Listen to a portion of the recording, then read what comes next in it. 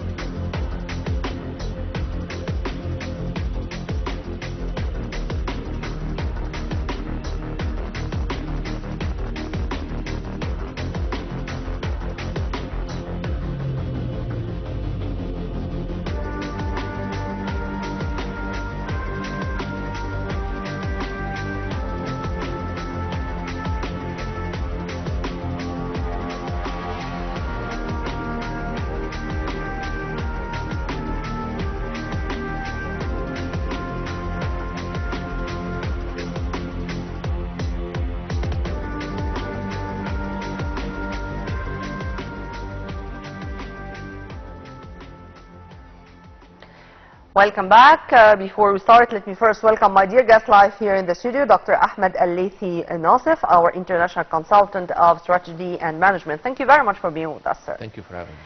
And as I said in my intro, this important meeting, which was held recently by the President along with the Prime Minister and Minister of Finance, to study more the indicators of our performance regarding our economy, investments, how to curb inflation, how to boost our budget, all these things, of course, most important thing to be discussed within the economic circle.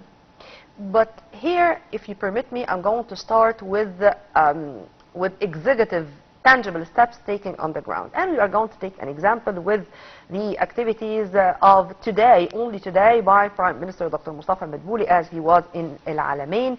And he, for example, witnessed the ceremony to hand over a number of units in the new Alamein city. And he said that the government sought to develop El Alamein to be one of the most important cities attracting major investments. How do you see El Alamein as one of the examples? I think there is no easy way to say it. We have made a big mistake in the past, in the previous eras, whereby we looked at Alamein and North Coast as a recreational destination. And what did that lead to? It led to billions and billions of Egyptian pounds being stuck basically in non-productive assets, mostly in cement and in houses that doesn't add any value, and is being used for 2, maximum 3 months a year. This is a huge waste. If we look at our region, we have next to us, we have Libya, and we have Tunisia, and we have Algeria. The 3 countries do have a coast exactly like our coast, and they live there. This is where the major cities for these 3 countries are, on this coast. So basically what we're doing, we're trying to correct with the President Sisi and his administration, we're trying to correct the mistakes of the past. We had a huge waste, and we still have some of it, unfortunately, left, but maybe we cannot fix it at 100%. But at least what we're doing is we're transforming, we're expanding. It was a real shame that Egyptians are living, just actually not now, but even when President Sisi came to power, Egyptians were living on 2.5% of the surface of Egypt. And that, again, that's a huge waste. 97.5% was not utilized. There are 2 reasons globally where people live in a certain area. One is near the coasts, and 2 is near the rivers. Or if there is a certain artificial economic activity, and we have several examples for that. We focused only on being the living areas or surface in Egypt being around the river Nile, and we have reached one of the highest densities in the world. This is not really the best way to manage things. We have a huge cost, and the funny part of the story is we do have a lot of coastal cities, especially on the east of Egypt, starting from El Arish to Port Said to Dumyat and what have you. I think because traditionally, after the Second World War, there was this problem of mines in the Western Desert, but it's behind us now. And it will be a huge shame and waste that we don't utilize this huge opportunity, this beautiful piece of land, not just for 2 or 3 months a year, but for the whole If you permit me to quote Mr. Prime Minister, if this is going to answer what you have just said, or to echo what you have just said, sir.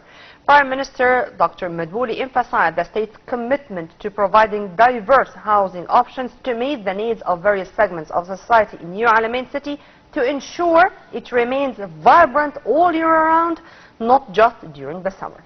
Absolutely. And this is the right strategy. This is like you buy, I don't know, say a car, for example, and use it only for 1 or 2 days a week. This is very inefficient. The other thing that His Excellency the Prime Minister is doing is basically inducing or encouraging a middle part of the society to move there. And he's using the offerings that he's done today to attract this segment of the population. The message that he's saying loud and clear, this part of the country is not just for the rich and famous, On the opposite, it is for everybody. It's for all Egyptians. Yeah. And it will only be inhabited and livable part of the country only when all segments of the population move, not just go visit there for a few weeks a year. And also, I'm going to quote Prime Minister Dr. Madbouli when he said, more developmental and service projects are being implemented in the city to meet the needs of its residents and fulfill the national sustainable development goals. As the Americans say, build it and they will come. Absolutely. True? Very much so. I mean, if you don't have the basic suprastructure needs to deliver on what the population would need to go there, be it schooling, be it hospitals, be it churches and mosques, and all sorts of services that one would need in his daily life, people will not move there. So you need exactly to build the suprastructure part of the urban development phase, and people will go there. In addition, of course, to El Alamein Festival in its second edition, and it's achieving success.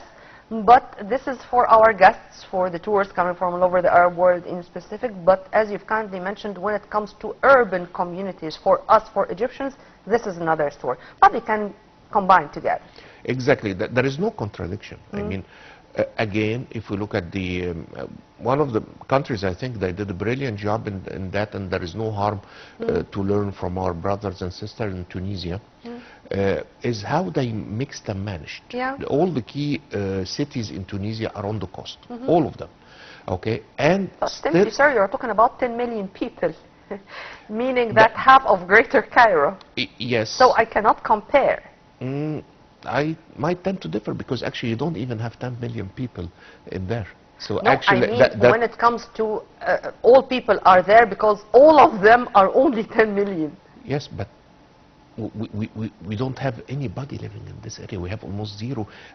I don't have the numbers, but yeah, maybe not zero, but very, very small numbers. And Algeria 38. Morocco is about 42. And they're mostly living around that area.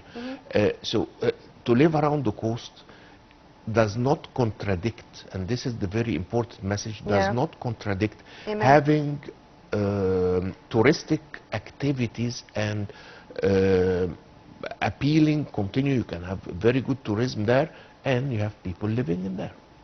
And I don't know if I should say this or no, but simply with this extraordinary relation between Egyptians and the Nile River, you would find Egyptians stuck to the Nile River, and that's it. And it's time to change that, or change this culture, if I may call it this way. Of course, the Nile is as old as Egypt, so basically we've always had it there, but that does not mean that this is the only reason or the only place Egyptians can live. The only source of living, but I don't know, this is a way or something which I may call passion. When it comes to the Nile River, you're going to find people there. Anyway, this is not, of course, an excuse. And as you've kindly mentioned, it's not logic at all to live on this very tiny, small part of Egypt and to live. I think the real answer is in economic activities. People move where there is economic activities. And we have 2 or 3 examples.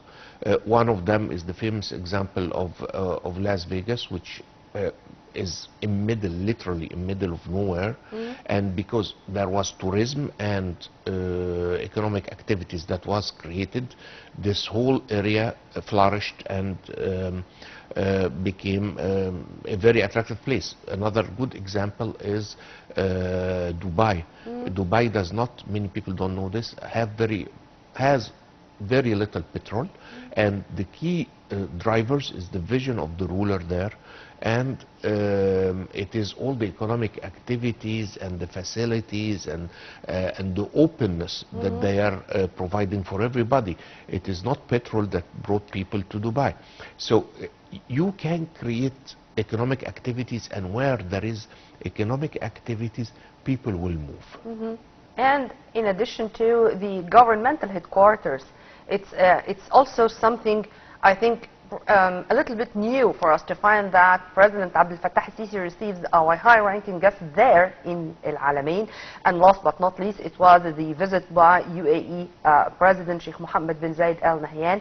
And if I can add to that, Prime Minister Dr. Mustafa Madouli held a meeting on Saturday with Emirati Minister of Industry Sultan Al Jaber, and they discussed ways of boosting cooperation between Egypt and the United Arab Emirates in various domains. It was there, and they focused on industry, on electricity, on energy, on investments, and the most important statement which was released by His Excellency Sultan Al Jaber, that it's not only about the current joint business or the current joint mega projects taking place on the ground, but no, the UAE or the United Arab Emirates is ready to be involved into more investments and into more mega projects on the Egyptian soil. How do you see this, sir? This is very truly, rightly so, as you said, it's new for us. But if we look at the European Parliament, they actually move, and they do have two sites. And this is very common. If you look at the US president, quite often he would go to Camp David for, over holidays, but he still holds some of the meetings as a retreat. So I think it's part of the evolution, and people look up to the president, people look up to the prime minister, and when they see them doing this, they believe that if they can do it, then we can also maybe run our business from there. So I think they're setting an example, setting the tone that others would follow. And simply, this is a very I don't know if this is a direct message or an indirect message saying how secure Egypt is. Our security, you can find people just walking in the street or wandering here and there and finding high-ranking officials or finding people whom they only see on TVs or stuff like that, just with them in the on the streets, just walking and having their holidays, or even they are having their business there. If I may, security is very truly there, but actually the security in Egypt goes well beyond the physical security of the visitors or the important visitors that we receive over there.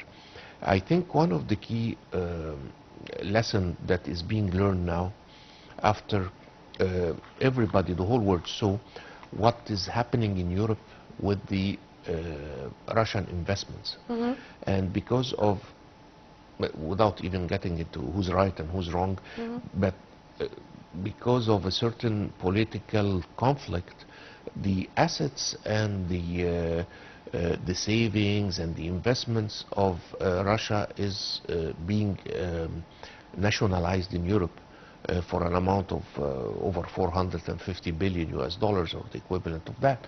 And any investor in Egypt knows that this will never happen to him or to his money in Egypt. So security is, yes, on the personal level, of course, but also for their investments. And that's a very, very important thing, because anybody or any investor who wants to go into a country and wants to invest in this country, if he cannot be secured that his investment and his capital are safe, he will never come. It's the rule number one. If he personally is not safe, of course he will not come. And number two, if his investments are not safe, he will not invest. So I think the message was loud and clear when, rather than the Europeans being able to confiscate investments, this could upset or or put at risk some of the investment there. And I think our brothers and sisters in the Arabian Gulf got that message. Yeah. Back to the meeting which I mentioned in my intro, as President Abdel Fattah al-Sisi met with Prime Minister Dr. Madbouli, Minister of Finance Ahmed Kojuk, to follow up on the financial performance indicators of the general budget. Here I'm going to mention some of the points which were discussed, and I'd like you, sir, if you permit me, to elaborate on that. President al-Sisi placed high priority on continuing intensive efforts to curb inflation through integrated and consistent programs and policies. To have this on the ground, I know it's a very long journey, because here I'm not talking only about inflation in Egypt or in developing countries, but I think inflation is a global issue affecting all. True? Or if you agree with me on that first, and if yes, what to do or what should be our priority? Two things. Yeah. You're absolutely right. Inflation is a big problem globally.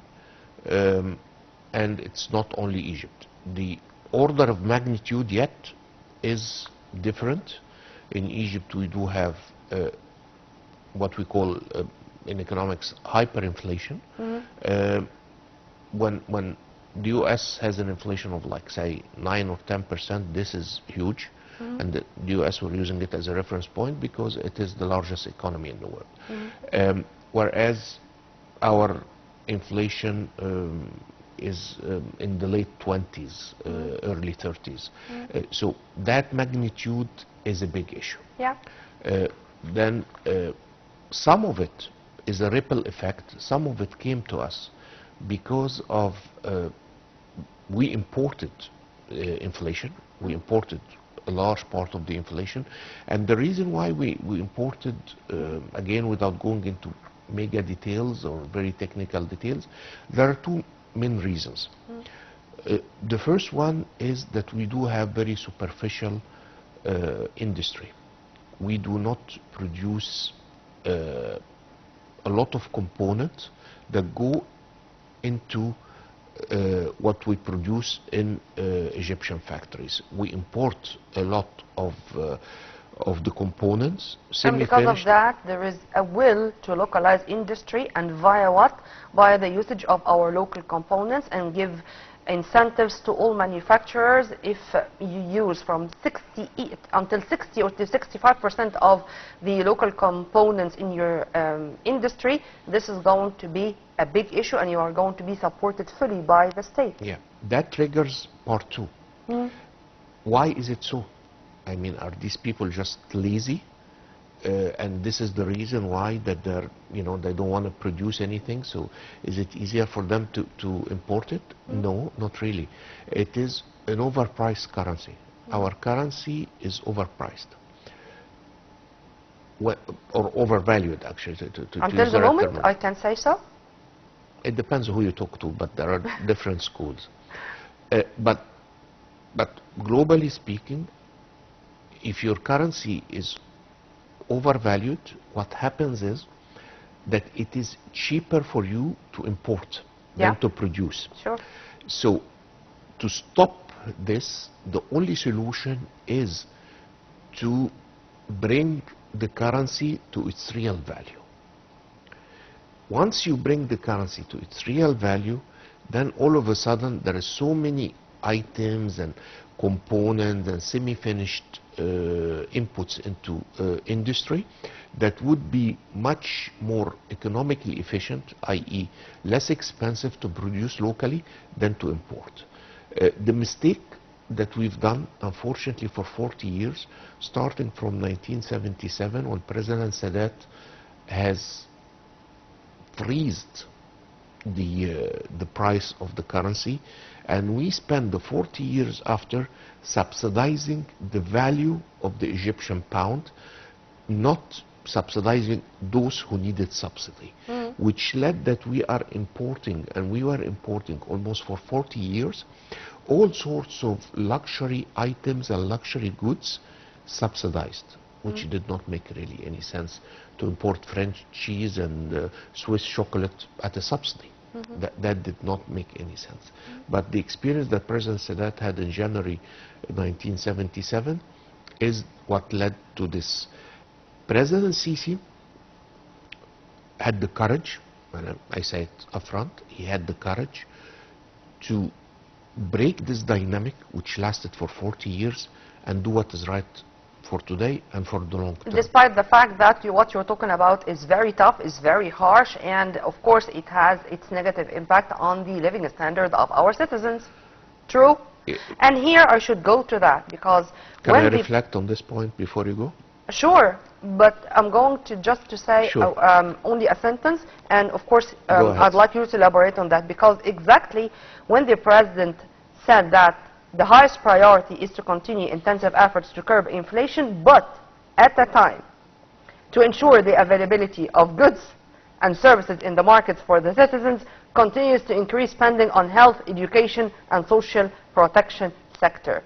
This is such a challenge. And when we say that we want to do this and in the same time to do that, this is, I think, an impossible equation, or we need a miracle. True? Or these are things which can be implemented on the ground using some strategies? Okay, miracle periods are finished, are done. So we have, unfortunately, to resort to science. Okay. Yes, this is very hard, and the reason why it is hard, again, we pressed something for 40 years. When President Sisi came, he saw a very chronic problem. Yeah. And there is only one way to solve it, and the way to solve it is what we're doing. It is very tough. It is really very tough. The easiest thing would have been just to continue on with the dynamic, sweep it under the carpet, and you move on. But then we're not resolving the problem. We're just, putting in a band-aid on it. Yes, it is tough because we are not fixing an inflation of today or last year. We are all of a sudden facing an inflation that has been postponed for more than 40 years, from 1977 until today. And when you open the lid, guess what? Yes, lots of steam comes out. We are facing the steam now. Is it going to last forever? No. Why?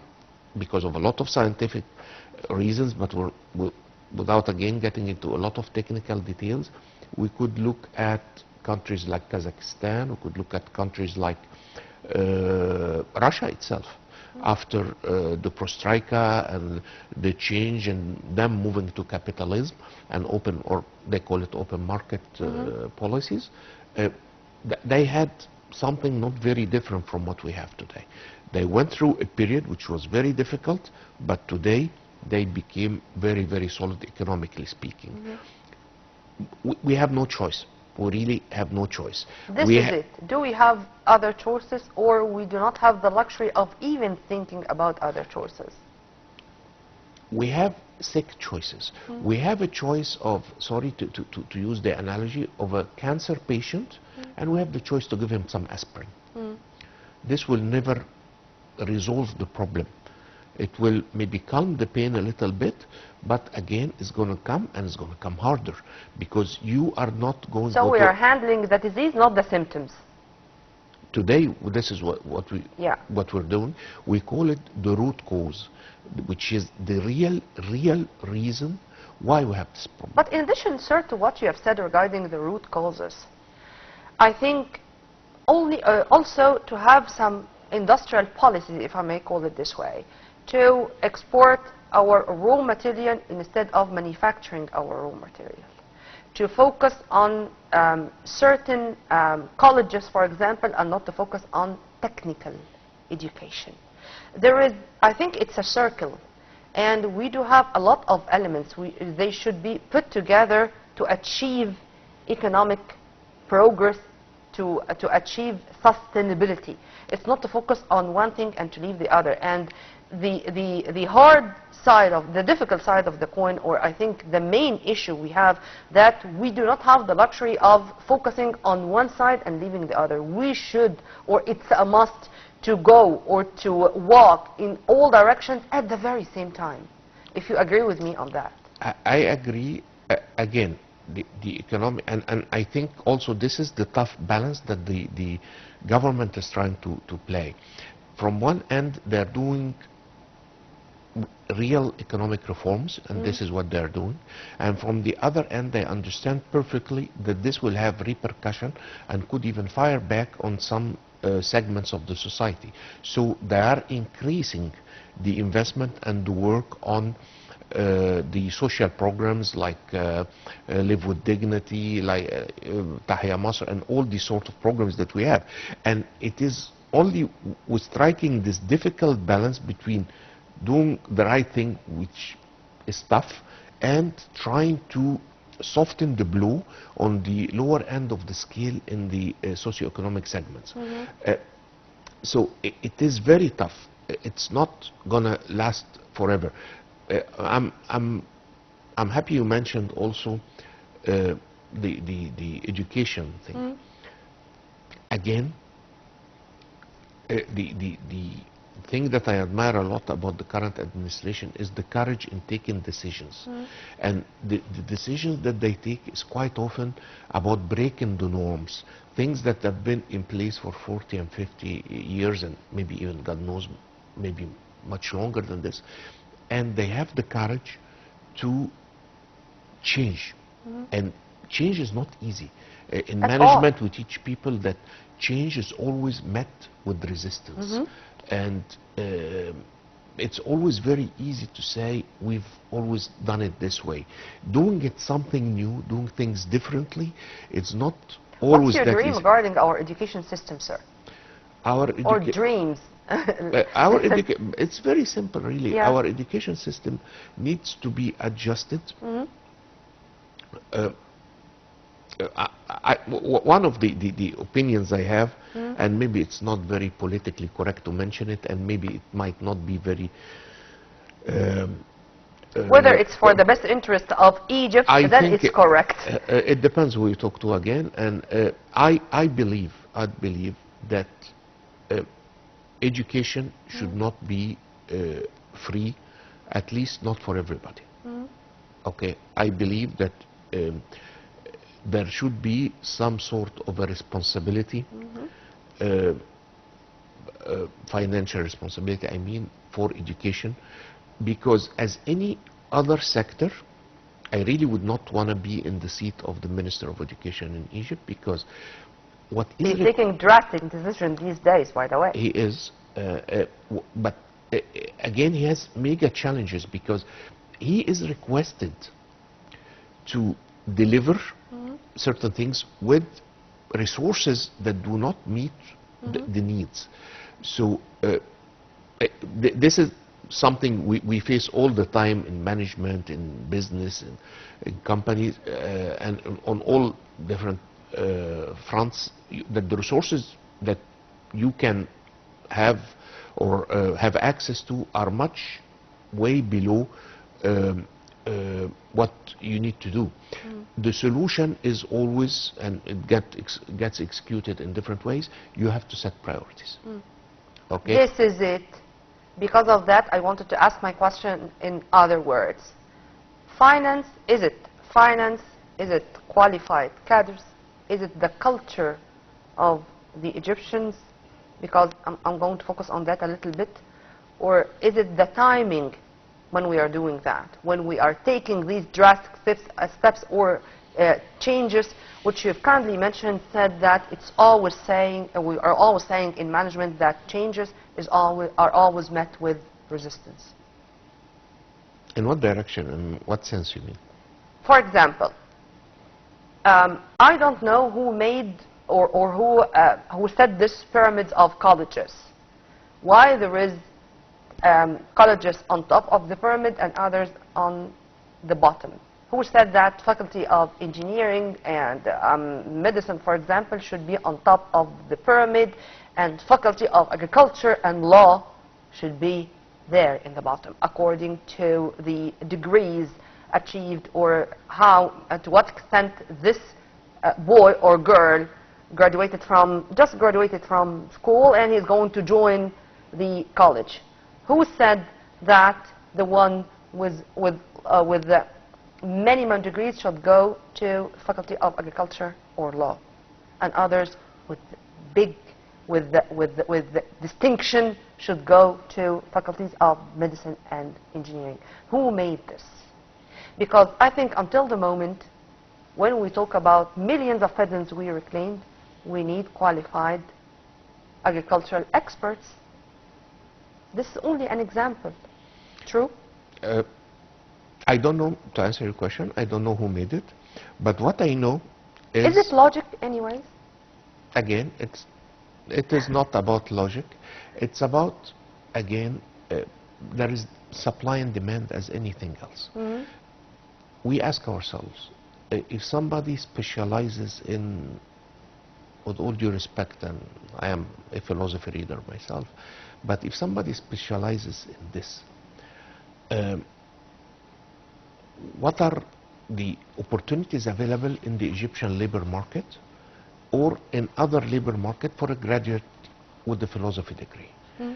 So there is, over the years, there is a disconnectivity that took place between the labor, or what the labor market needs, and what we are producing in the sense of education.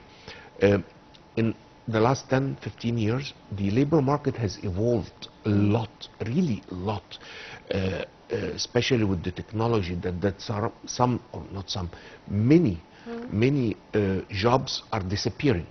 If somebody is gonna get specialized to become a translator, for example, this job is literally disappearing. I was in Japan about a couple of weeks ago. I don't know one word of Japanese. Using the softwares, I managed to communicate with Japanese people, not in English, but in Arabic. And through a small software on the phone, we were almost having a discussion. Okay, that's almost a translator. So with this, a job like the translators is disappearing. Jobs like travel agencies, with all the programs on the available on the internet, these jobs are disappearing. So what's happening? I'm giving examples to how the labor market is evolving. We need to keep up the pace. We need to evolve our education system to answer to the new labor market needs. If we don't, we're going to be left behind.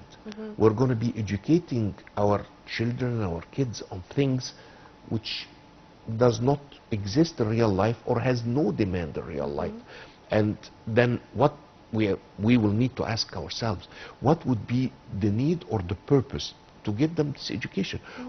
What is the return on investment of these 4 years, whether for the state or for the kids themselves? So we need to evolve our educational system to be in line with the current needs, but also we have to keep in mind that our children, our kids, will not only cater for today's need. They need to cater for tomorrow's need. So we need to know what is coming around the corner and how can we better prepare and make them fit to kind of deliver on tomorrow's needs in the labor market. This is another very important issue which I hope that we can discuss in more details in another episode of our program, because unfortunately we're running out of time, sir. But as usual, I enjoyed our discussion, and I'm going to leave you with a promise to see you again in more episodes. Thank you. Well, by this we come to the end of our episode. Stay tuned on Nile TV International always for more updates, but I'm going to leave you with the most important economic events which took place in the last 7 days. Many thanks for watching. This was Nermin Abdurrahman.